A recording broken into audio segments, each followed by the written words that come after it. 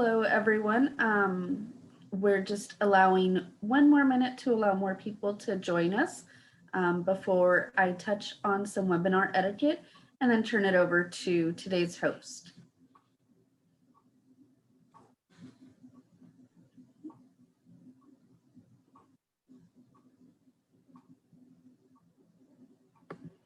Okay. Before we get started, I'd like to cover some webinar etiquette.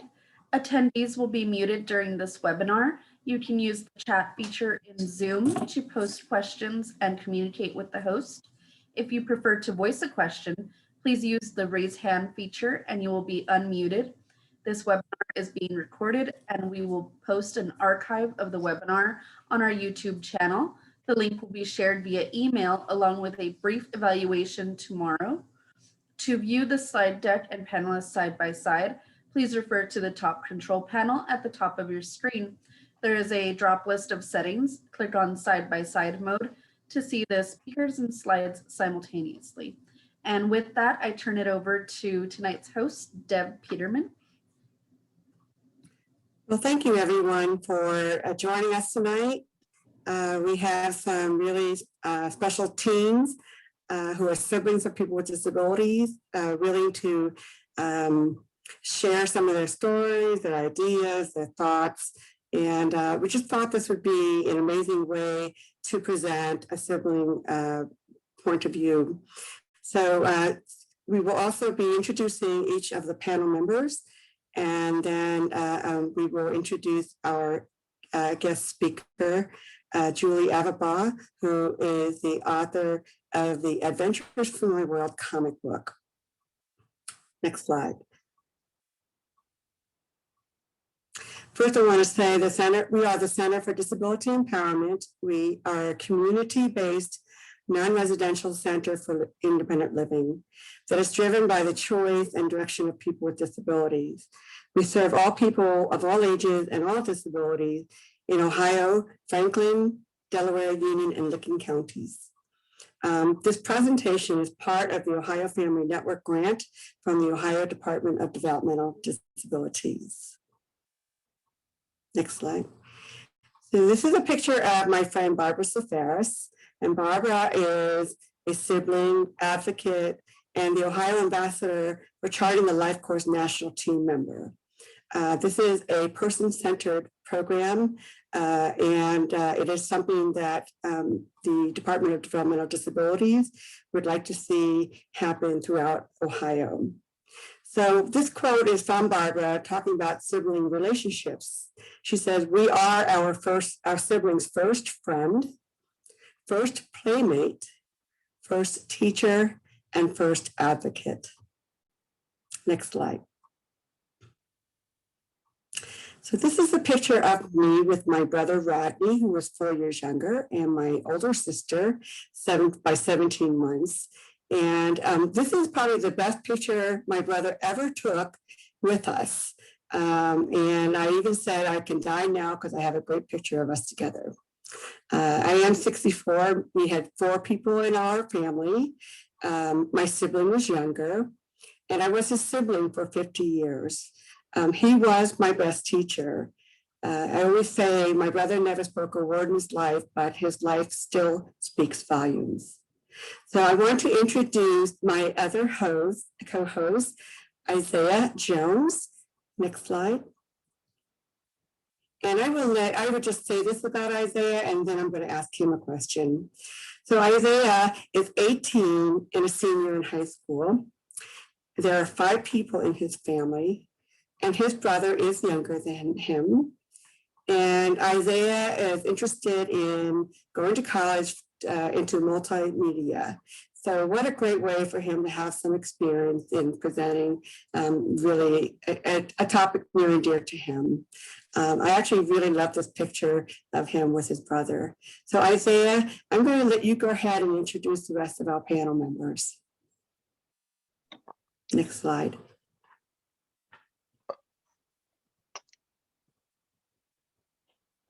So our first panelist for tonight, her name is Alexia. Hopefully I pronounced that name right. She is 15 years old. She is in the 9th grade. She has 4 people in her family. Her sibling is younger than her. Fun fact about Alexia, she loves to play the violin and dance, and she is interested in going to college. Move on to the next slide. Our next panelist, her name is Bella, age 15. She is a sophomore, has 7 family members, loves to cheer and tumble, don't we all? And her sibling is younger than her as well. Our next panelist, Dominique, age 16. She is a junior, has 3 people in her family. Her sibling is older than her. She loves to draw, and she wants to go to college for computer science. Our next panelist with a funny picture is Katie. She is age 14. She is in the 9th grade, has 8 people in her family. Her sibling is older than her, and she is interested in going to college. So I will take it from here. This is Julie Averbach. Julie is our presenter tonight. And go ahead and next slide. So Julie's bio, she's got a lot going on. She's a pretty amazing woman. She's a sibling of a person with a disability. She's the creator of Adventures from My World comic, which we're going to talk about tonight. She based her work on this project where she earned the Girl Scout Gold Award, which is the highest award a young woman can be presented. In 2016, she was a National Young Woman of Distinction and spokesperson for this organization. She received the Dilla Teen Tikkun Olam Award, and she also received the President's Volunteer Service Award. She is a senior at Yale University, and I will actually let her take it from here. Well, thank you so much for that very kind and generous introduction. So it's so nice to meet everyone. Oh, hold on one second. Miss Jamie, this is where we go, the editing. Yes. Go down to Julie's picture.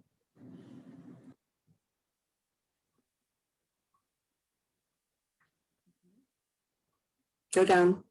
Next slide.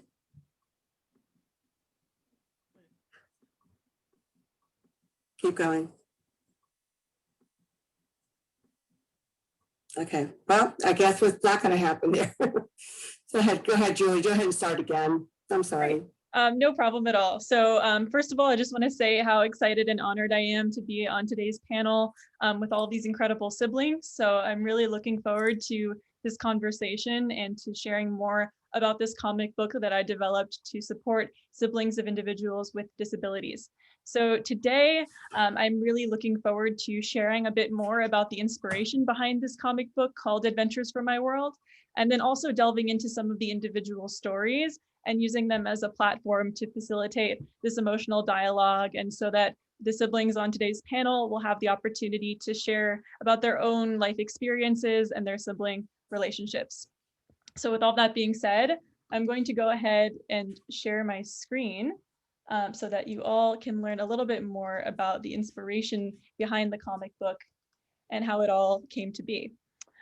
So the story for this comic book actually goes back to my 9th grade English class. So I was about 14 years old, and we had just read a graphic novel called Persepolis, which is basically about a young girl's perspective on the Iranian Revolution.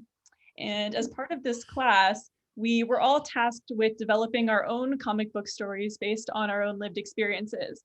And so I decided to write my story about being a sibling of someone with special needs. As part of this project, once I submitted my paper to my professor, I noticed that she sort of disregarded the sibling perspective in the story. She told me that I should have focused more on the sibling who had a disability, and she didn't really understand what the whole story was about. And so that really bothered me, and it sort of called my attention to the fact that a lot of people may not be aware of the particular emotional needs and challenges that siblings face.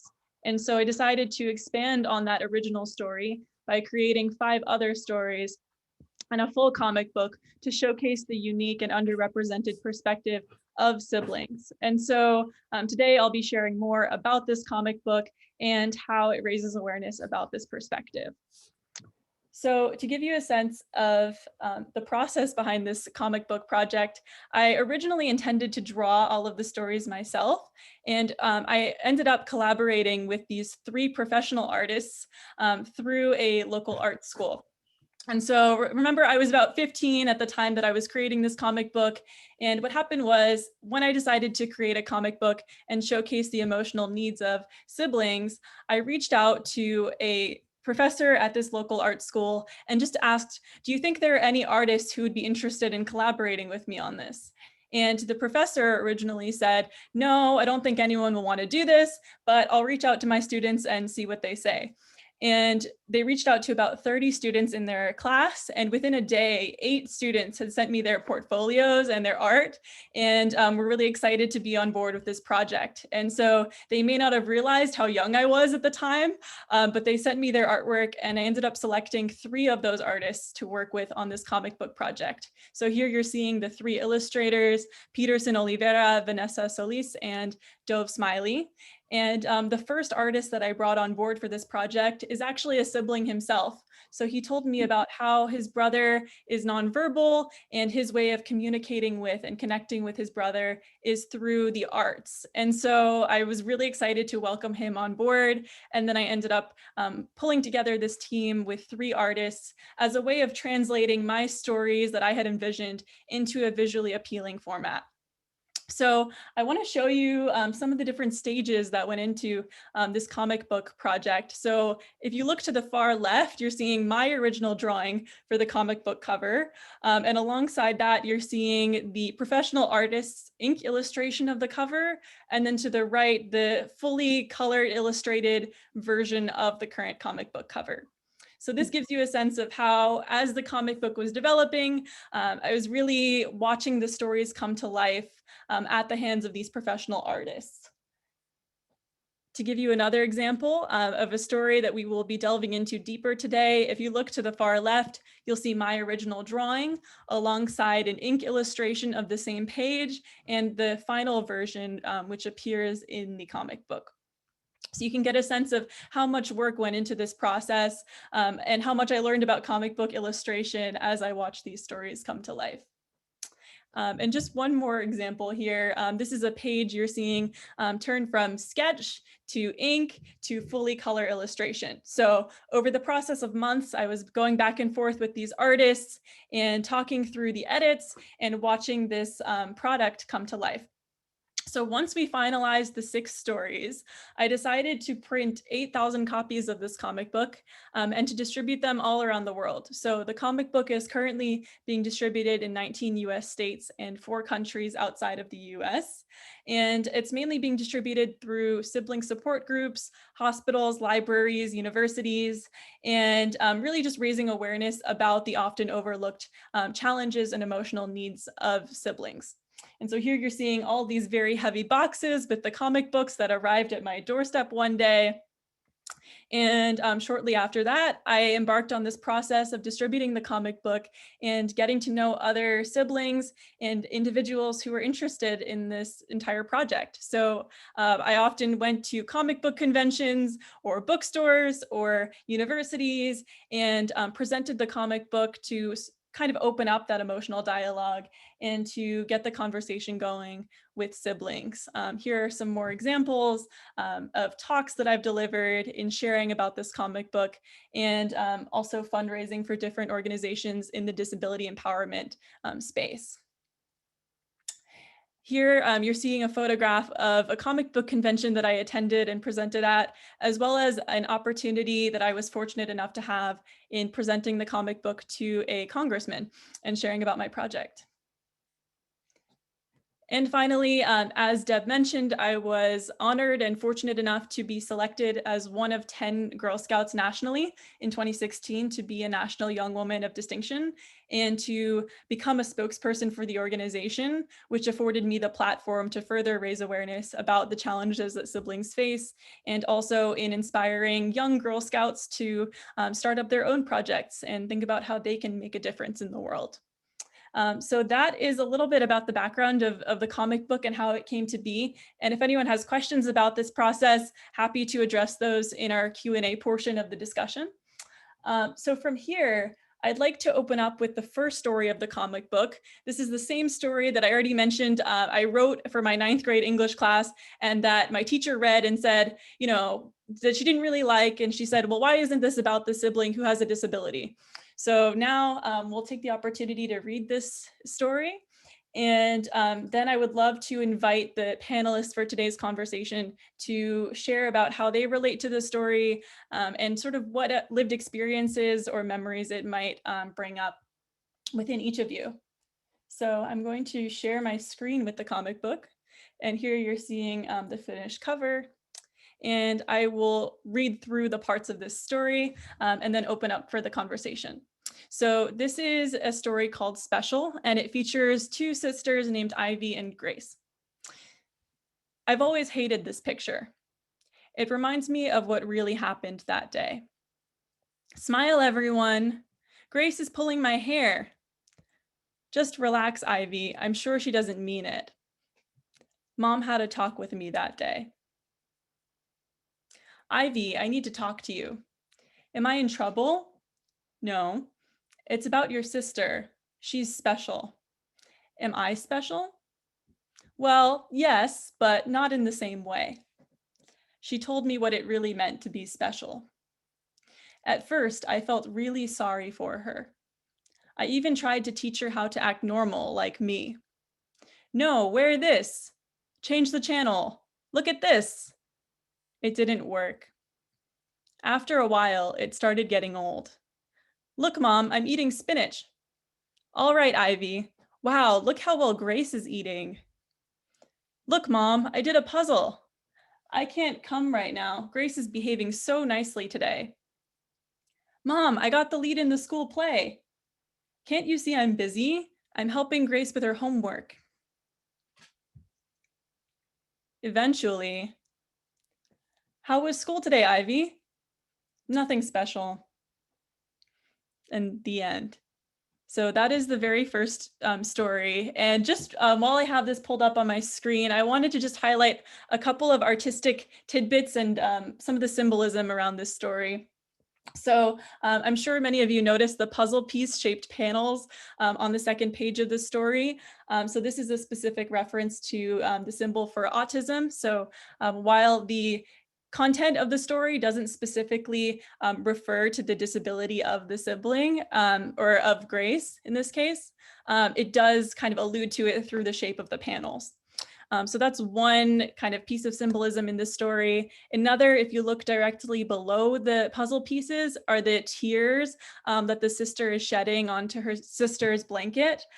For me, this was really a nod to the sister's desire to be a protector and a guardian of her sibling, but not really knowing how she could protect her sibling from a world that can be really cruel and difficult sometimes, especially for individuals with disabilities. And then I also wanted to highlight, if you look toward the page on the right, there's a kind of progression that happens toward the end of the story, where if you look at Ivy's character, if you look at the 6th panel, she's in the background, she just did a puzzle and she's announcing it to her mother. If you look below that, she is pushed even farther into the background and she becomes just a little silhouette. On the next page, we see the back of her head, we see her hand, and then she's no longer in the frame. And so for me, that progression signifies how she feels she's no longer a part of this family picture, and she's starting to feel sort of neglected and pushed to the side over time. So those are some aspects of the story I wanted to share. At this point, I will stop sharing my screen, and I would love to hear from the panelists around what this story brings out for you, how it might resonate with your experience. So would anyone like to share about this story in particular? Yeah, so I had a similar sit down conversation with my parents right after my sister was born, and they sat us down and they told us she had Down syndrome. And the age I was at, I didn't really know what that meant. I was only 8 years old. But I think what made it good is that they didn't automatically limit her. They didn't tell us what she could or couldn't do when they told us she had Down syndrome. And so we all just got to know my sister for how she is and not because of like automatically limit her because of her Down syndrome. Thank you so much for sharing that. And I appreciate how you're sharing about things that your parents did that were really effective as well. I think in this case, the character feels neglected, but of course, it's really difficult for parents to balance the needs of all of their children, those with disabilities and those who may not have disabilities. So you bringing out some of the strategies that your parents used that were effective is really wonderful. Does anyone else want to share about their reactions? Okay, I would like to go. During the middle of the story, it was like how you felt like super down about it and like felt bad for your sibling. And I went through like that phase, and you try to like help them, but they just are the same. It's definitely frustrating. But yeah, that's the part that stood out to me. Yeah, thank you so much for sharing that feeling of really wanting to be close to your sibling and support them, but not always knowing how.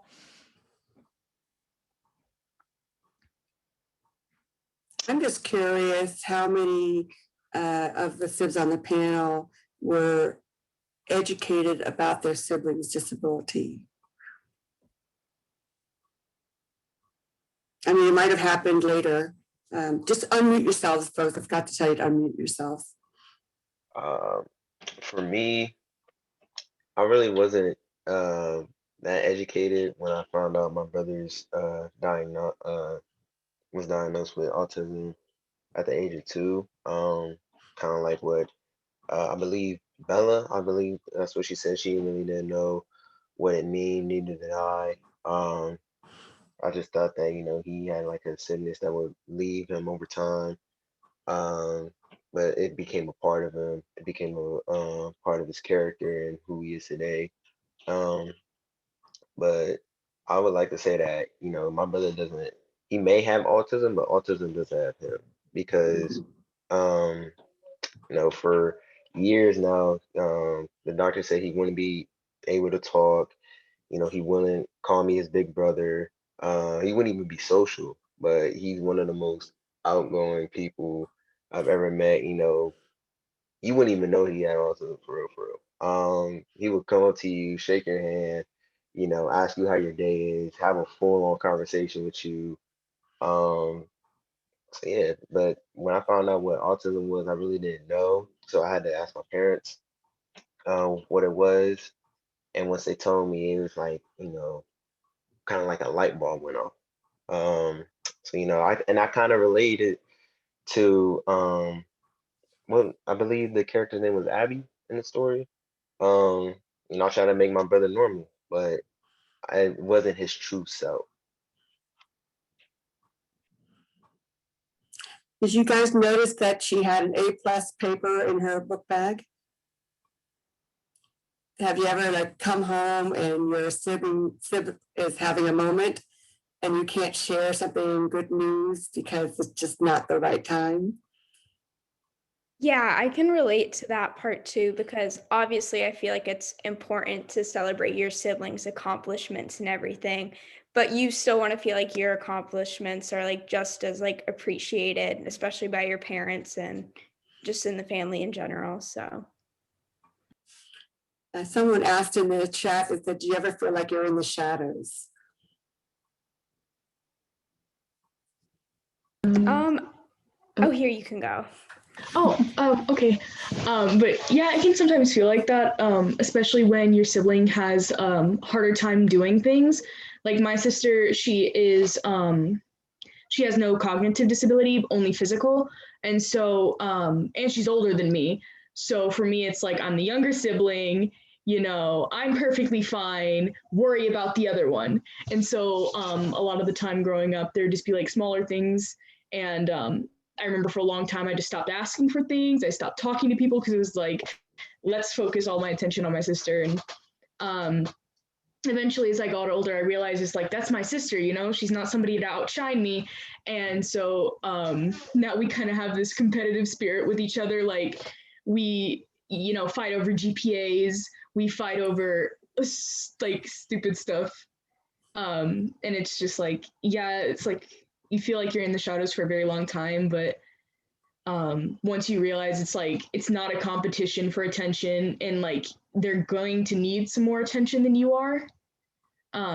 It's just like, you need to, it's not like you don't need to, but like you eventually feel like, I guess you're more a part of their life as like, rather, I don't know how to describe this like in words, but like, it's just like, it's not a competition. It's just like your sibling, and like every sibling has competitions, like every family.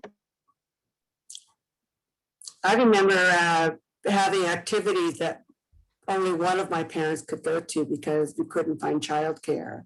So I'm wondering if that's something I noticed Katie was shaking her head. Anybody else?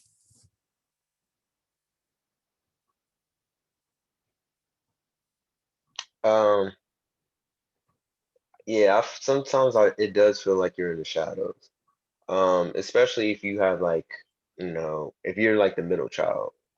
Um, you know, being like the middle child, I call myself like the older sibling of both my older sister and my younger brother because I'm very protective of my siblings.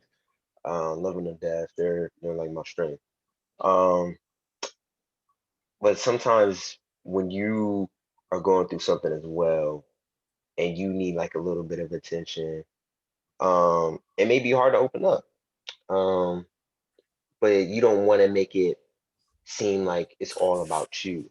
But you know, because you're trying to be there for your sibling who has the disability, then you're also going through something as well. So it does feel like you're in the shadow sometimes, but um, you know, at the end of the day, you have, you know, a strong support group around you, not only supporting you, but also supporting your sibling.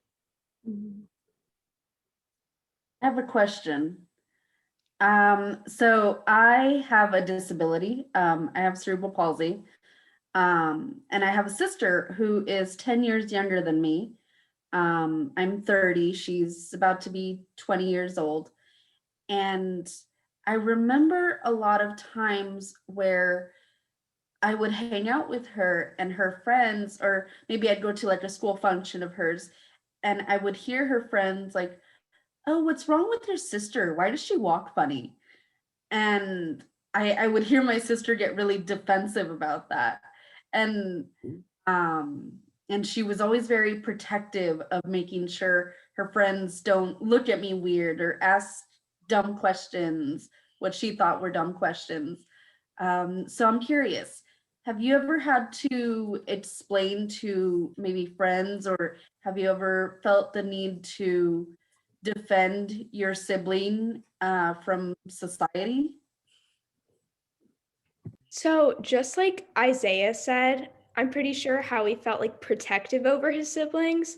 I would agree with that. And luckily, I've had friends that have not ever like judged my sister or really passed on judgment onto my family or me or anything.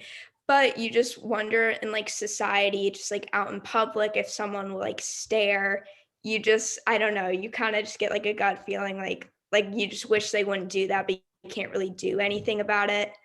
So that's my take on that question.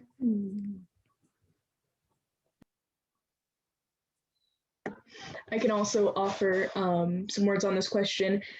I have had like one of my best friends, her sister has autism. And so we've always been able to like to talk to each other about our siblings with disabilities. And so that's never been an issue for me.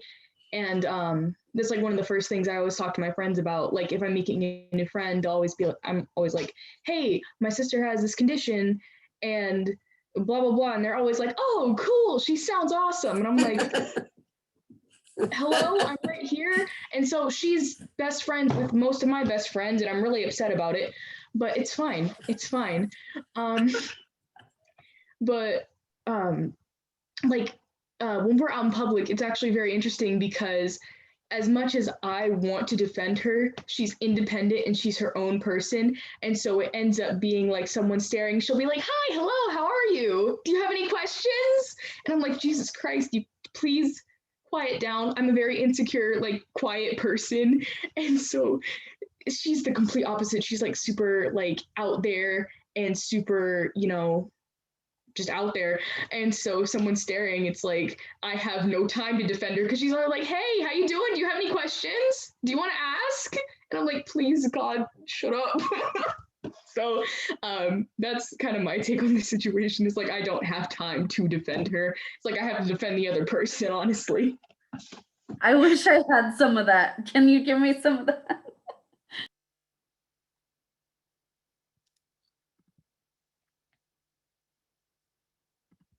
We do have a a question in the chat. I'm sorry.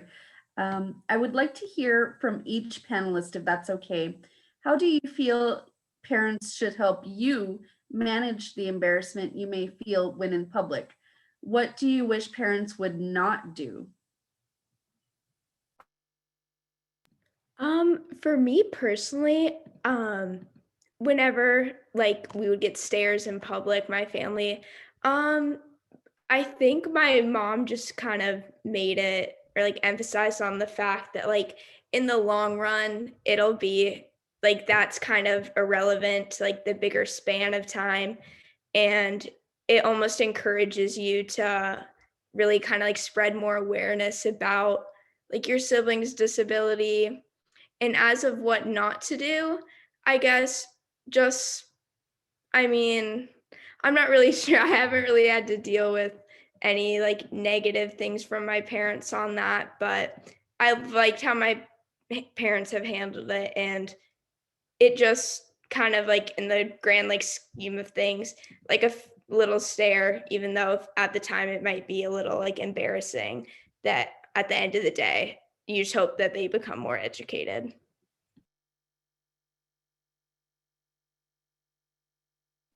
Okay, I'll go. So my sister, she loves to go to Chuck E. Cheese, and a lot of younger kids will be there. So they'll give her like odd looks because they're little, like they don't know. But it's definitely frustrating to like see how they just don't know. So it's frustrating to like see them looking or like staring. And my parents would just be like, it's okay, like they don't know, like let it go. I think that's a very good way, like how to take it. So that's my side of it.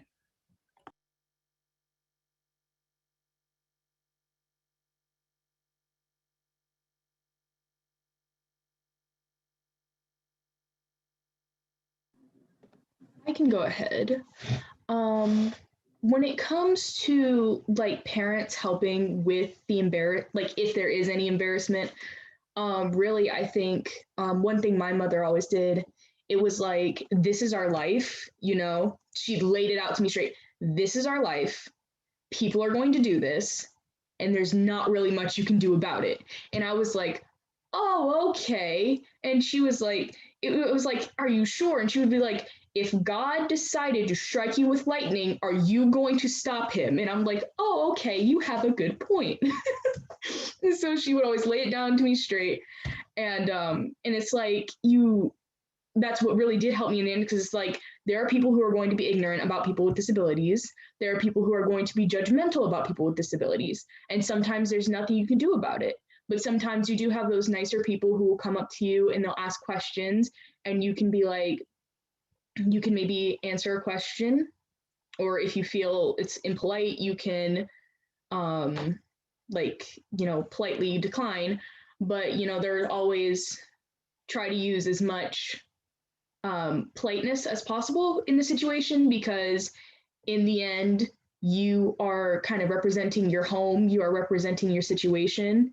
And a lot of people will like think, oh my God, they have a sibling with disabilities, oh, poor them. But no, you got to show people like your situation is not some kind of curse or something bad. it's not like, it's not an issue. So I guess there's no need for embarrassment, essentially, is what my mom always told me. And I don't really have an answer for what parents should not do. So Um, so with my sibling, when he was younger, kids don't really know how to behave when they're out in public. We would, give him a warning, tell him to calm down. But like in the other panel said before, this is our life now. So, we gotta expect these things, expect people to say this or do this or, look at them from the side eye.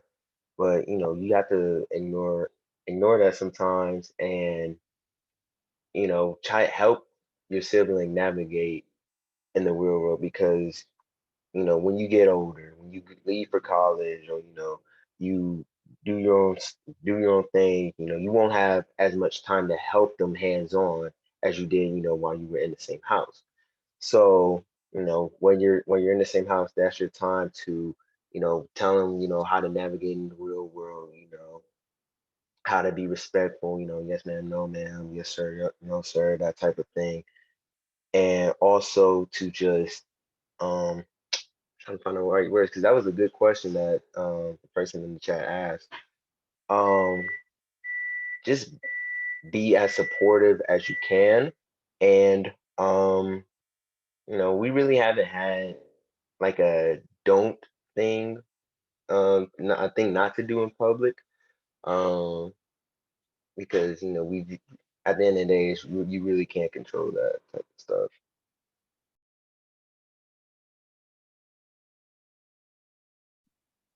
When my brother was younger, he would sometimes like throw tantrums in stores and like scream and stuff.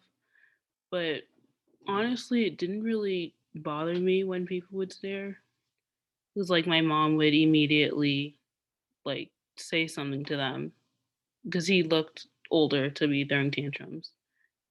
And like they looked away and they'd feel like embarrassed that they even said anything or like looked.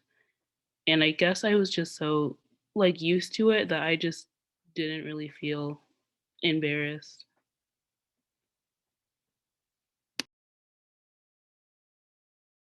Well, I really appreciate what everyone is bringing out in terms of how when you face these situations and there may be a lack of understanding, it's really on the other person and not necessarily your responsibility to worry about what they know and what they don't know.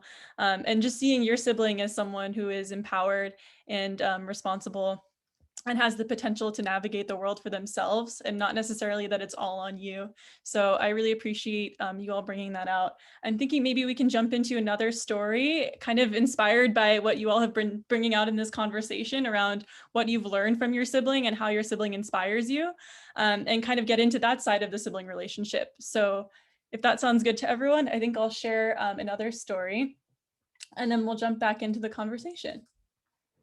So this is a story with siblings Abby and Josh, and it's called Letter to My Brother.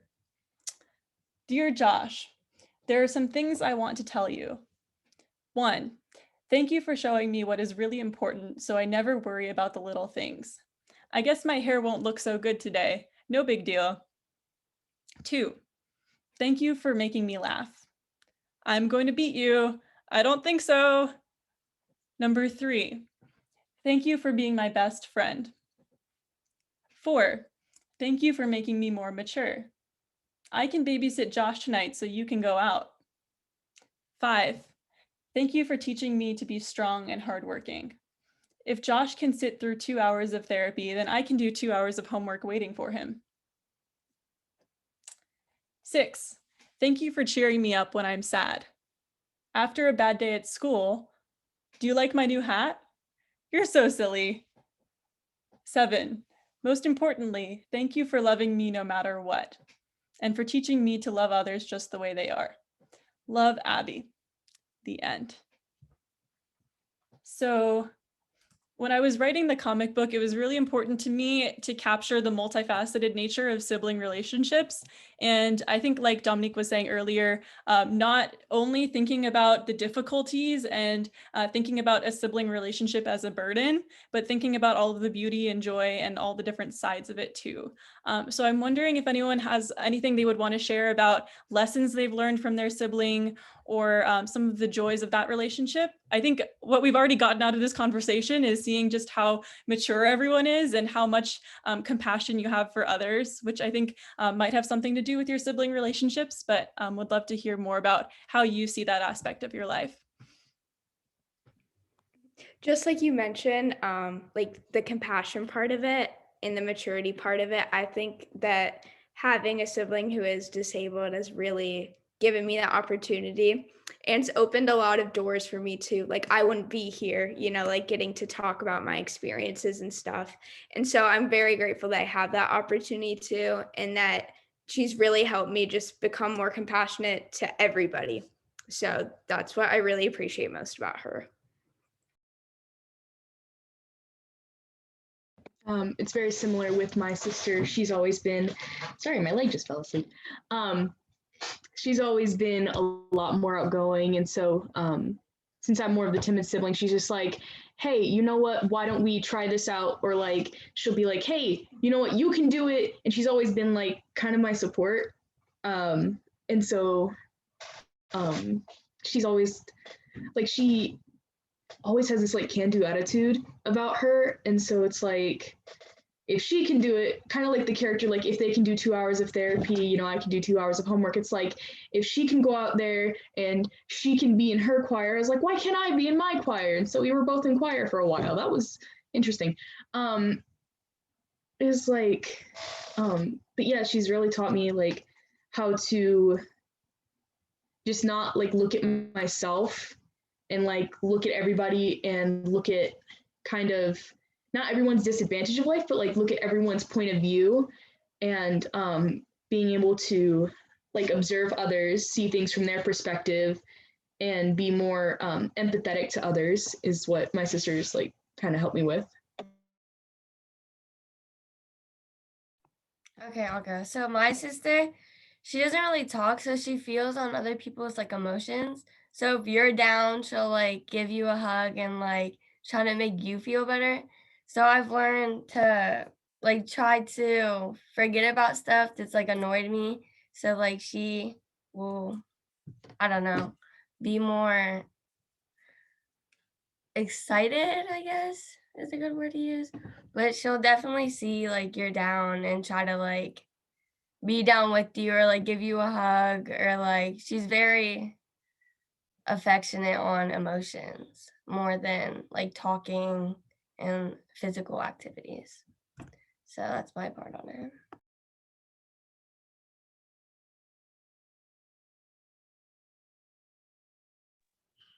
Have any of you ever felt very stretched?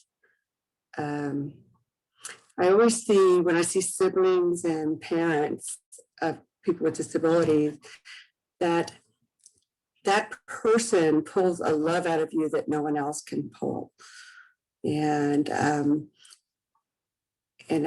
think you're able to look around at everything going on as opposed to just the situation.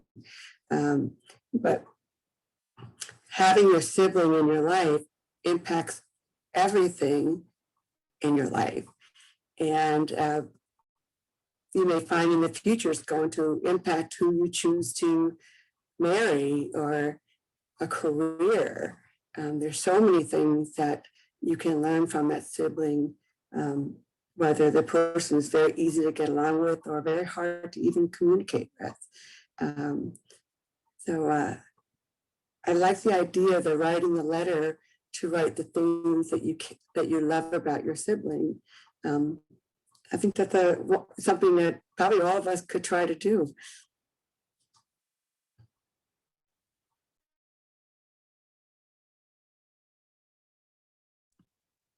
Does anyone else have thoughts they want to share on this? We could also jump into another story if people are cool with that.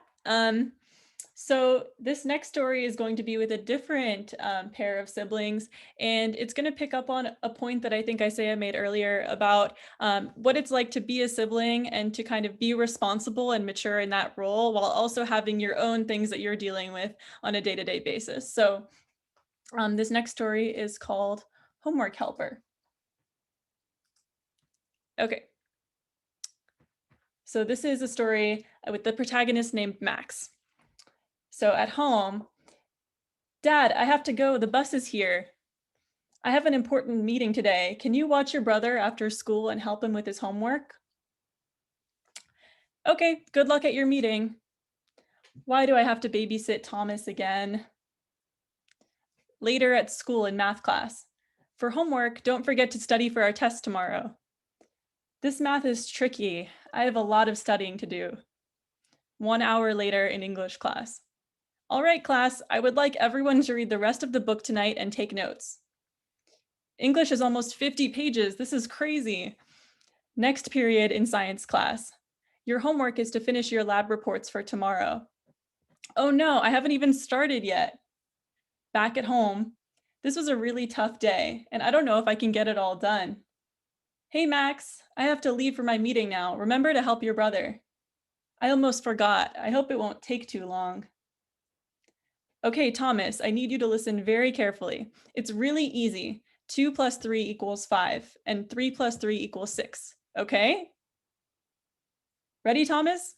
What is 3 plus 3? 3? The answer is 6. The answer is 6. What is wrong with you? This is so easy. I have my own work. I don't have time to babysit you. Later that night. I'm back, boys. Max yelled at me. I couldn't help it, Dad. I need to talk to you. You shouldn't have yelled at him. We can talk after I tuck him into bed. What's wrong, Max? Why did you yell at your brother? I can't keep taking care of him all the time. I'm not a grown-up. I'm too tired. I already have a lot of my own work to do. I need some time to relax and be a kid. I didn't know you were so stressed. I'm sorry I put pressure on you.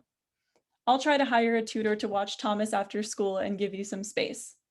Thanks for listening, Dad. The end. Okay.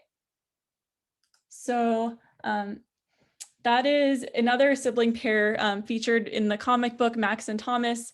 And in this case, there is, I think, a little bit more resolution to one of the issues presented, where the sibling is feeling the need to kind of be an adult and like a third parent in taking care of their sibling, and they're feeling overwhelmed, and they have this conversation with their family that resolves the issue. So I guess just putting it out there to everyone on the panel, have you felt like you've needed to kind of act like an adult around your sibling and take on a responsibility that prevents you from just kind of being young? For me, luckily, my parents have always either like hired a tutor or, a babysitter sometimes if that's necessary. And there have been times where I've been asked to like watch my younger siblings for a little bit, but I think that they've done a good job of not letting that interfere with my schoolwork or like my activities. So I'm very grateful for that. But I'd say that's definitely like been important and been good to like the rest of us as siblings that you know that it doesn't really interfere or like hinder like our learning. Um, for ever since this whole pandemic started, we've been doing online school. So like ever since like last March. Um, and when my brother being a freshman now in high school, it's not his ideal year for school as it is for anybody else. So in the beginning part of the school year, I not only had to look out for myself and my classes, but I also had to make sure that he was logging into his classes, and he was taking his own attendance, things of that nature, making sure that he was getting the homework done. And I would even like miss some important information for my classes, and that affected me grade wise. But it's worth it because you know, this being my senior year, I won't be here to, help him with his homework or help him get on online classes. And my parents have helped in that matter as well. But what I'm trying to get at is it doesn't affect you being young and still having fun, but it does kind of take a toll on you mentally and emotionally because you feel overwhelmed and like you feel stressed, you feel like, you have to do multiple things at one time and it's all hitting you from different angles. But, you know, that's that's just the duty of being, a sibling. You gotta look out for one another.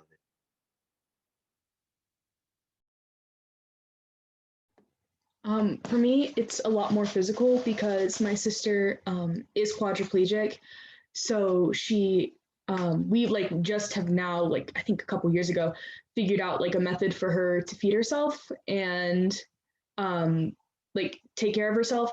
But honestly, a lot when I was younger, my mom never really left the house a lot. Um, but those nights that she would, it would sometimes, and like we've always had like home health care aides.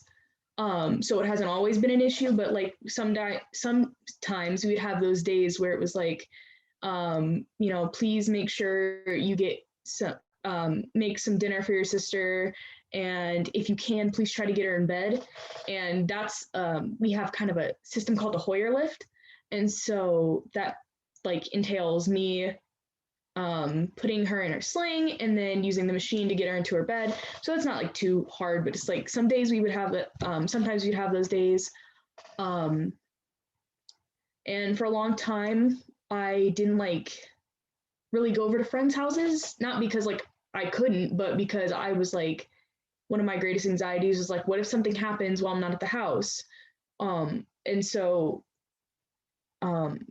it like I was never truly like limited when I was younger, but I would always have to take into consideration like my sister's physical therapy appointments and stuff like that when it came to like things I wanted to do outside of school. But most times my mom always had something, that we would like not a backup plan, but we would always have something that we had in place in case of any emergencies. And so that was always like really nice, but there would be those days that I would have to like step in and take more of a caretaking role. But I think something like that has taught me a lot more like maturity, and it has taught me like what I want for my future and like what like some things that other people like don't exactly like some other people who don't have siblings with disabilities like don't see every day or like don't, I guess, understand until they're older, I suppose. It's definitely helped with maturity.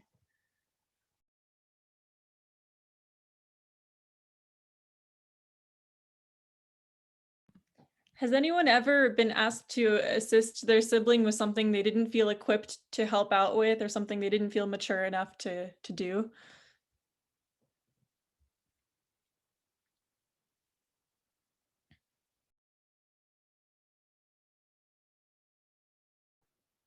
I can say that with my parents, my brother was on the spectrum, had severe developmental disability and nonverbal, and he was a runner. And I think of how many times I'd have bad dreams of my brother running away and not being able to find him. So I think maybe some of those responsibilities was given too much at a younger age than what I could actually handle.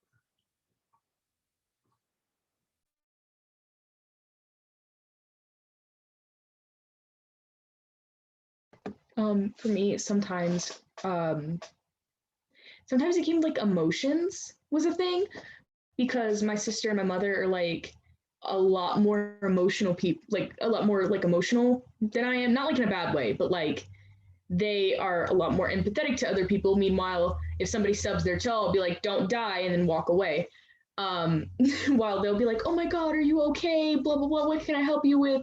That's kind of the difference in our personalities. And so sometimes there'd be those days where, we're trying to get into a building and then we find out it's not handicap accessible. And so then we have to like change our plans for the day. And then at the end of the day, it's like, me and my sister will have like heart-to-heart talks, and it's like sometimes those were like really difficult, and I didn't feel like I was prepared for those types of things. But in the end, we're sisters, and like we do have to rely on each other.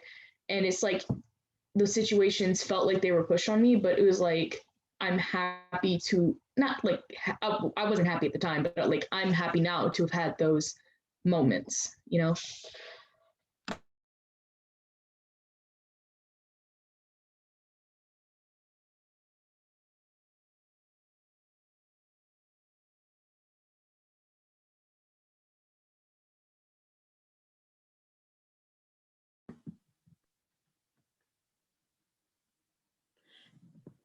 Do you all have, this is Jamie, by the way, just to lighten up the mood, because that's how I am. Do you all have any funny stories of being a sibling, of maybe something that happened? If you like, I can go first. There's one standout story that I always tell of my sister helping me. We had gone out to lunch with my parents, and I ordered a beverage, and it said Texas margarita, and it was this tiny little picture. And I'm like, ooh, that sounds good. And I show my dad, and he's like, okay, but if you order it, you have to drink all of it. Okay, whatever. And they bring the drink out, and it's a margarita this big, like it's ginormous. And I'm like, oh God.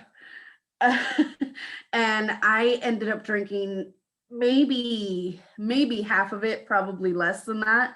And I was gone. And I couldn't walk properly, even more so than usual. And my sister, she helped me walk out to the car, and I had my hands on her shoulders, and she was walking backwards out the restaurant, trying to keep me steady. And I get to the car, and I'm like, okay, I think I've got it from here. I can just hold on to the car. And she let me go. And then I face plant. I forgot about the giant concrete thing in front of the cars. And since I was looking straight forward so I wouldn't bump into something, I tripped over the cement thing. And I just like face planted. And my dad was like, are you okay? I'm looking across the car, and all I saw was boop.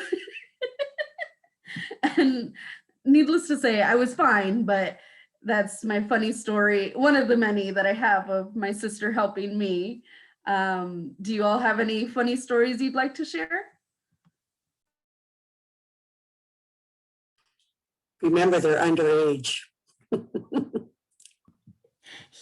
My sister was too. Well, she still is underage, but yeah.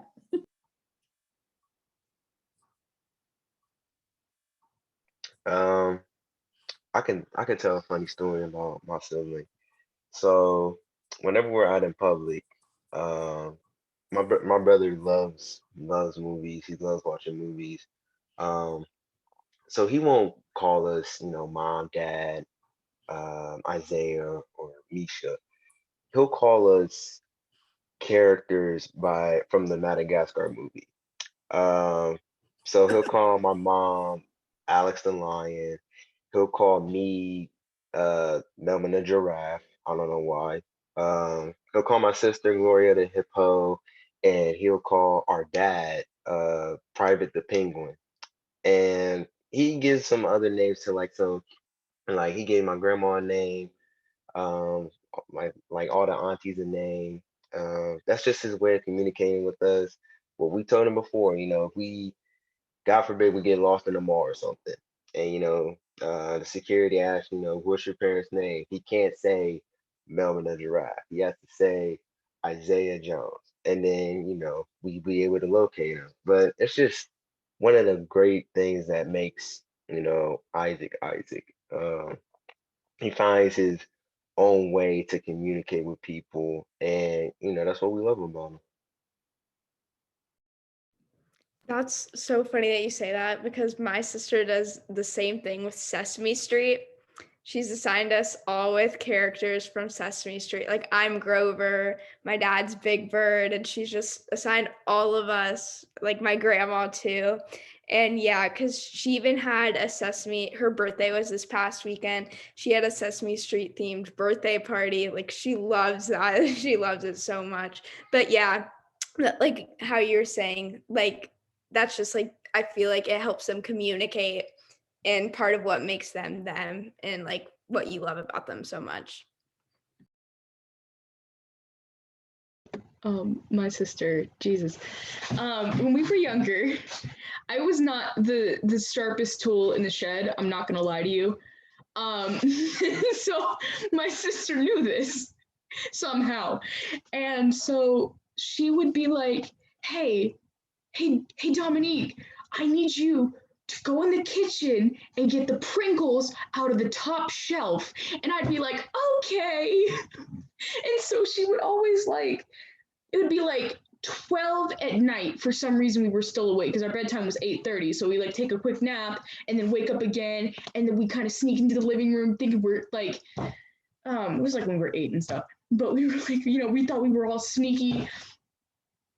Because my sister did used to be able to ambulate in our knees. So she would get off, we had bunk beds too. So she would get off her bottom bunk, I would get off my top bunk, we'd walk into the kitchen, she would like, "Okay, so what you need to do is you need to go get the chair, you need to put it in front of the cabinet, the really tall one, and then you need to go in the pantry and get the Pringles." And I'd be like, "Okay." And so I somehow ended up being a snack carrier like every Saturday night. And my mom knew about this, and so she would just watch us from the hallway and she just let it happen because she thought it was funny. But it stopped being funny when my sister was like, "Okay, I need you to mix milk and orange juice and tell me how it tastes." And I would do it. I would do it because I was stupid. And so I know what milk and orange juice tastes like, orange juice and apple juice, and I think milk and Sprite, not good. Not good. Not that much. You're not stupid. You're just trusting of your sister, and you didn't know that that was a bad idea. Well, now I do, and I won't be doing that again anytime soon.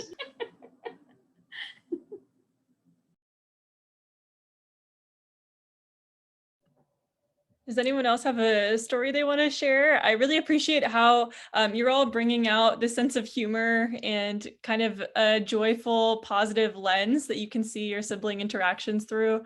And also as a way of just channeling that love into that relationship and kind of motivating that kind of connection with your sibling. So I'm not sure if anyone else has a story they want to share. I'd also love to jump into another story from the comic book if people are ready for that. So I say let's go ahead and read another story, and then we'll open back up for anything that people would want to share about their sibling relationships. This is a story called Birthday, and it's with the same characters of Abby and Josh from the letter story.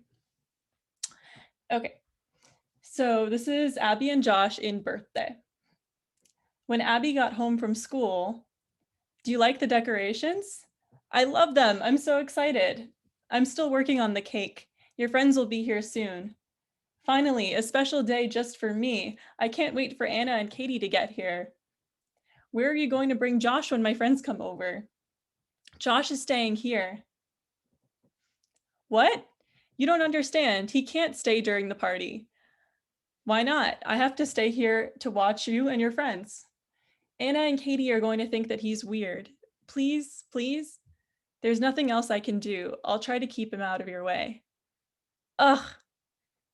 Ding dong. "Happy birthday, Abby. Here's your present." "Josh, please try to give your sister and her friends some space." Arg. This movie is so funny. Why does Josh have to scream? Stop grabbing Josh. Doesn't he know any better? Not again. The end. And just before I close out of this story, one note about the art style behind this. If you look at the page on the left, you see this progression of colors, and this is supposed to be kind of an emotional progression captured in the visuals here. So when she first hears that her brother is going to stay during the party, it's mostly a feeling of sadness and just being upset. Then it develops and it kind of intensifies, and then eventually it escalates into the red color of feeling angry. So I tried to capture the complexity of emotions that might come out in this situation. And this story is just based on experiences that people have had in my interactions with siblings in the disability community. And it wasn't based on any one particular person's experience, but since publishing the comic book, I've interacted with siblings who have said that this is like straight out of their life and that they really recognize this kind of scene. So I'm just wondering if anyone has any thoughts or reactions to this story in thinking about these common situations like birthday parties, play dates, where your friends are coming over, and how you navigate between your role as a friend and as a sibling, or between your home and the outside world. So over the summer, my friends would come over in our backyard a lot. And my sister, her name's Anna, she's it kind of depends on the day. Like she kind of decides when she like really wants to be social and outgoing. But a lot of the times during the summer when my friends would come over, she would just run up and just immediately like give them a hug. Or if she was going to bed early, and she'd be like, "Good night, guys." And so I'm, again, like I said earlier, I'm really lucky to have like such great friends who, will give her a hug and they don't think much of it at all. But so I've never really had to worry about, I guess, my friends kind of like thinking differently of it. I think I'm sure they like appreciate the hugs just as much as Anna does. So it's nice to have that or see them have a good relationship too. Okay, I'll go. Okay, so Aubrey, that's my sister. She's very low functioning, I would say. So like when friends come over, she'll like scream or like she'll do things that like normally people won't. Like her taste buds are so weird. She'll eat like straight hummus with like ranch and just disgusting stuff. And she'll just not embarrassing, but she'll definitely be different. And sometimes I'm like self-conscious, like what are my friends gonna do? Like she doesn't know like to do stuff. So sometimes that's a little effect. I'm like, can I go over your house? Like, but yeah, it definitely impacts me. So I could relate to that one a lot. But yeah. Kind of to relate off of what Katie and Bella said. Whenever I'm like on the phone with one of my friends, um, Isaac will usually come into the room, be like, who are you talking to? And I would tell him, and then 9 times out of 10 it's somebody that me and him both know. Usually somebody from our church. So, he'll be like, hey, hey, how are you doing? How are you? And they respond back because, I told them before, what the deal is with Isaac, and they not only respect me for it, but they also respect Isaac. And we include him in all of our activities. um he brings us a lot of joy to our church. um and it feels like a safe haven for everyone there. um Also, whenever we're having a play day, whenever me and Isaac are playing a game together, and I'm beating him sometimes because I'm just really good at gaming. There are some times where I'll ease up and I'll let him win, but I won't tell him that I'll let him win. It gives him, that sense of confidence that he can really do anything as long as he puts his mind to it.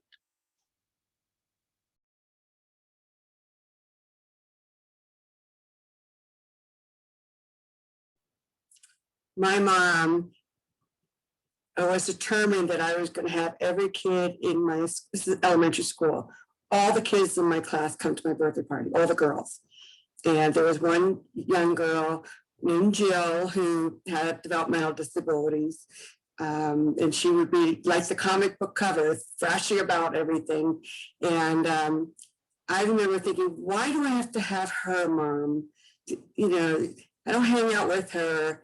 But my mom was teaching me to include all. And this girl was part of my class, and she should be there. And of course, I didn't like it at the time, but I'm so thankful for that role modeling that my mom had me go into. How many of you have ever had plans changed because of behaviors? No one is nodding their head yes. For me, it hasn't so much been behaviors as it has been like random emergencies that'll pop up. Like I was in a play once and we would have play practice every day, but I had to leave one practice early because my sister's in a gym class because she's in I don't know what the word is, but she's like, what is it? Adaptive courses. She's yelling at me right now. I hear you. So she's in adaptive PE, and another girl almost sprained her wrist. Okay, she almost purposely sprained my sister's wrist. Okay, so she did sprain my. I'm sorry, she's yelling at me through the wall right now. So that happened, and so like one day I had play practice and I had to leave early because my sister was like down the street at urgent care because her wrist was sprained. Or like I remember in third grade she was supposed to have a huge procedure, but because she had a fever it ended up changing, and so I think I had to leave school early or something. It's just like you never know, but it's not necessarily like a bad thing. Please excuse me, one of my cats is throwing a tantrum.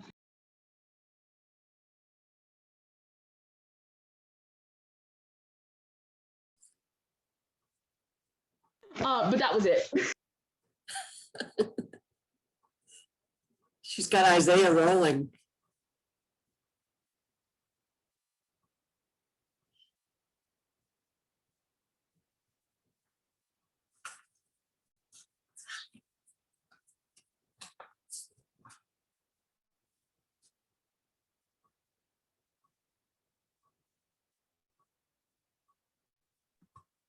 All right, well, if no one wants to add on for this section, why don't we just jump into one final story, and then would love to hear your thoughts and also just anything that might be simmering in your mind from this whole conversation that you've been wanting to say. So while we read the story, you can keep thinking about that.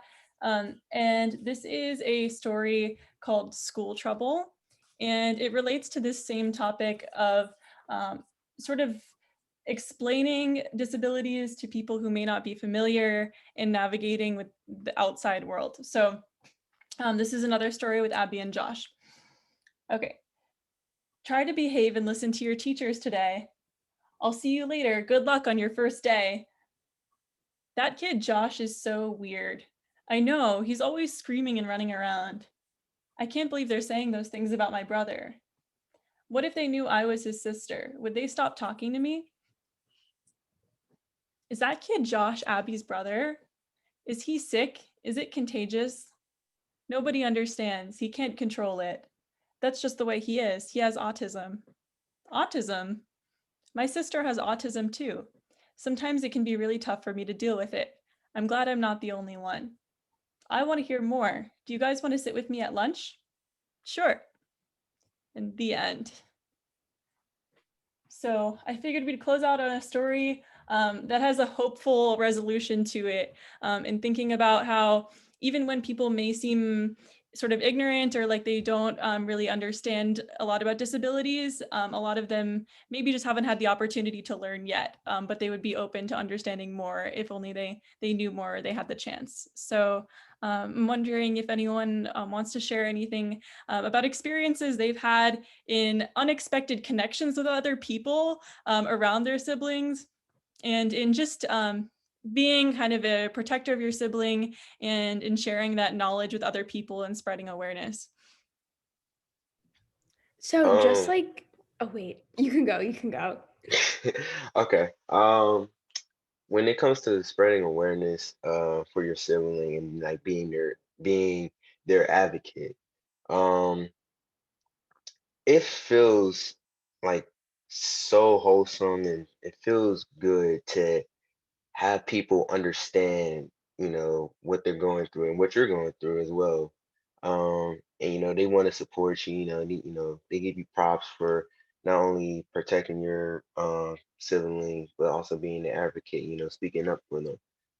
Um, some people may not understand right away. It may take them a few days. It may even take them a few months to understand, what what your sibling's diagnosis means.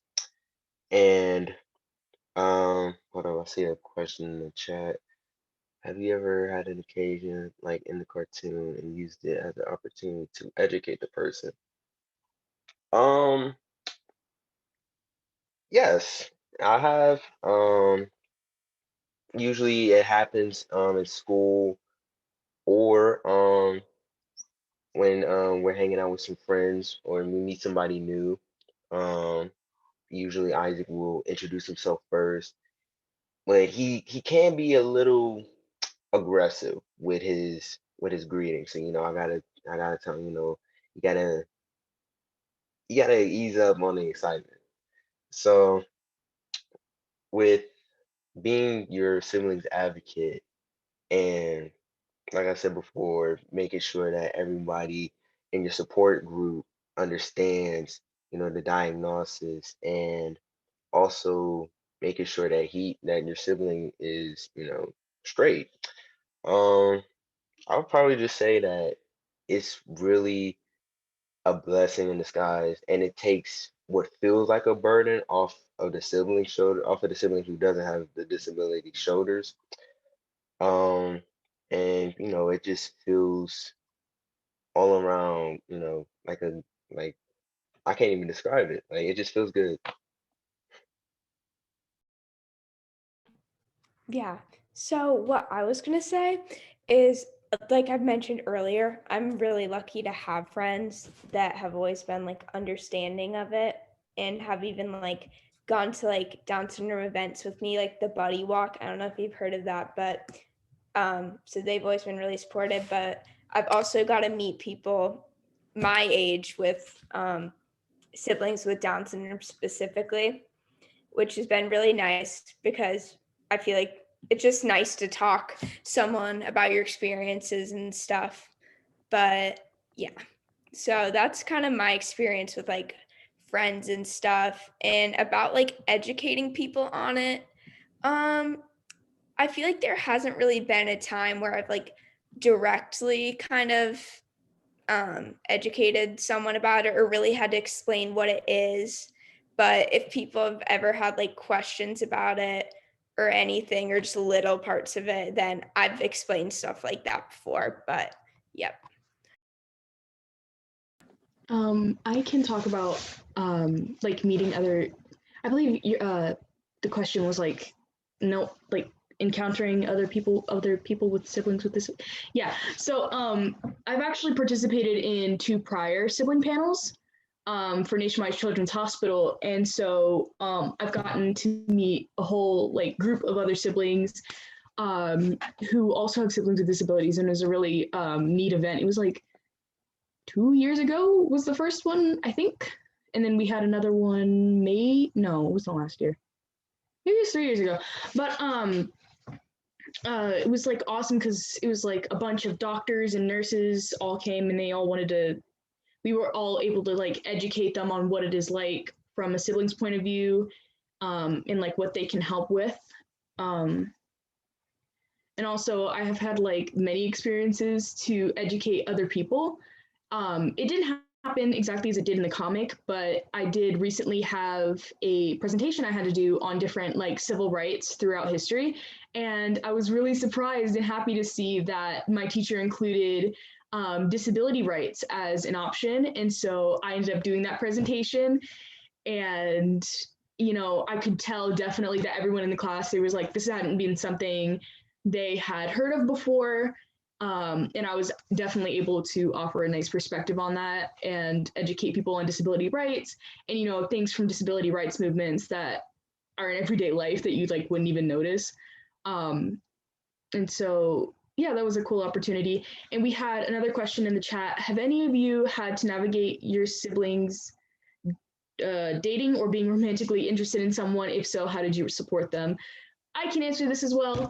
No, I've never helped Kaya. She just kind of does things on her own, and I'm mad at her for it. It was like one day she went to the museum with her friend. If you've heard of the service Coda Mainstream, you can kind of like call a personal Coda bus to your home, and they have handicap accessible busing. So my sister will like call Coda Mainstream and disappear for a couple hours. And then sometimes she either calls Coda Mainstream or we pick her up. So we picked her up this day and she was like, guys, I just confessed to somebody I have a crush on. And I was like, okay. What happened? When did this happen? Who is this person? And it's so interesting because it's just like one day you're chilling with your sister and the next day you find out they're in love with somebody and it's fantastic. You know, it's like we're supposed to talk to each other about these kinds of things. But you know, I've just been supporting her with that, and you know, as you just nice job. I don't know who this person is, but I hope you love each other and I hope it goes well. And she got the person was actually already in a relationship, but was like, hey, you know what? Definitely, if this relationship ends, I was like, go ahead. So she essentially got a yes, and I was like, yay. So that was cool. Okay, I actually have not my story, but like my sister's story. So she had her boyfriend over and Aubrey was having like a meltdown. And my sister like warns him beforehand, like, watch out, like she's different. And then he was walking like down the hall and Aubrey was laying on the floor. And that's my sister. And Aubrey actually grabbed his leg and like wouldn't let go. And so she had like one of his legs and he like hopped away from her. And yeah, he came back. I was surprised he came back, but he did. So I don't know. It's just a story of boyfriends and that, I guess.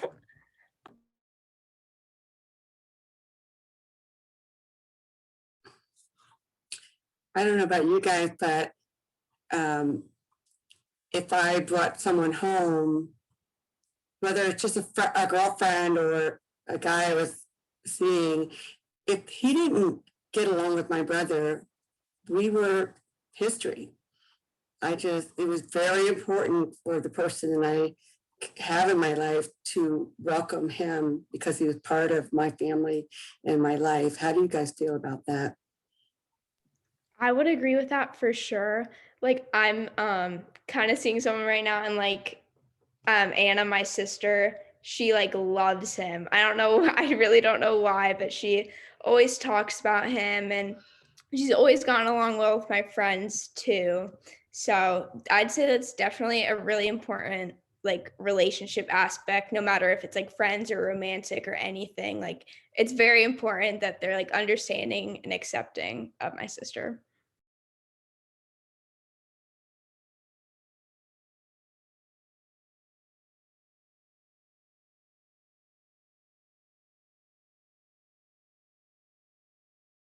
Well, I just want to jump in, and for anyone who might be watching and who has questions that they've been holding on to, please feel free to submit those through the chat. And it looks like we have just a few minutes left. So if anyone has any burning questions, please feel free to submit those.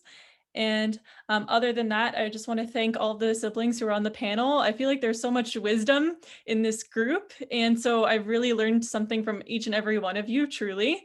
And I will carry that into my life. And I feel like in being siblings, you've all kind of shaped a world that looks more compassionate. And it's just really amazing to hear the diversity of experiences that you've had, but also some of the common themes that come out through your experiences. So thank you all so much for sharing with us and for really opening up about these things that can be tough to talk about sometimes.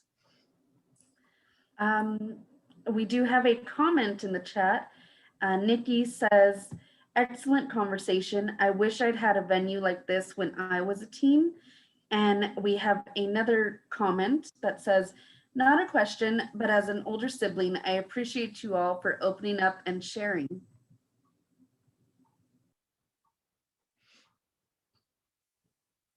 It was our I'm honor and our grateful. pleasure. Oh, my fault. Well, I appreciate all of you for sharing your life your experiences, just spending the time here.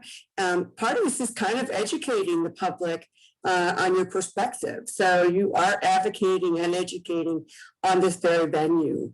Julie, I thank you so much. I met Julie after I surfed the internet and saw that there was a Sibling comic, and I thought, oh yeah, I was very, very excited about that. And when I called her that she was willing to do this for us, I got even more excited. And what's really amazing, Julie, if you don't mind just taking 2 minutes, tell us what you are doing right now in your major and where you're going to school and what your hope for. Sure. So I continue to work on the comic book, even though it's been maybe 5 or 6 years since I originally wrote it. So I have really continued to distribute it and connect with other siblings and Girl Scouts, and even supported some other people in writing their own comic books about their own issues and social issues they care about. I'm currently 21 years old and a rising senior at Yale, pursuing a double major in psychology and history of art. So the comic book really ignited my interest in the intersection of these issues and thinking about arts as a platform for emotional expression. And so I've continued to explore that academically, and I'm really, again, just really grateful to have been here today. If anyone is interested in learning more about the comic book, you can just go ahead and Google Adventures from My World, and you'll see the website and my contact information. So I definitely want to make myself accessible to anyone who may want to continue the conversation offline. And just want to say thank you again for having me, and thanks to all of the siblings who participated. It's really powerful when you bring siblings together and they can share their experiences, because it's easy to feel like you're the only one who's been through these things. But when you create these spaces for siblings to connect with one another, there's really a power in that. So yes, there is. And there are organizations that do support siblings. I do want to thank each one of you on the panel. And I also want to let our viewers know that we are having a unique opportunity called Lifespan of a Sibling. And this is for people who I have a panel member that's age 25 up to almost 70. And they're going to be sharing about their experience growing up with a sibling, how it's impacted their life choices.